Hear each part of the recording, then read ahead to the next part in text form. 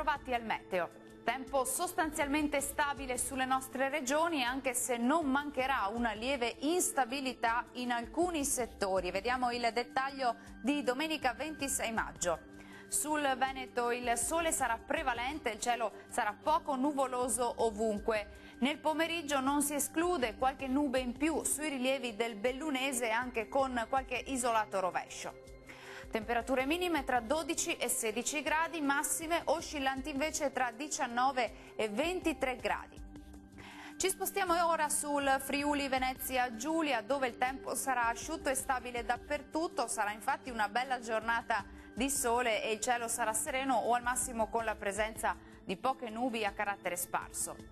Temperature minime tra 13 e 16 gradi, massime comprese invece tra 20 e 24 gradi. Raggiungiamo infine il Trentino Alto Adige, dove invece la situazione cambia perché avremo piogge sparse ma piuttosto frequenti, localmente anche alternate a qualche schiarita.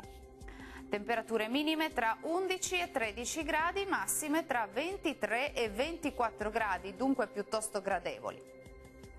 Bene, questo aggiornamento meteo per ora termina qui. Arrivederci.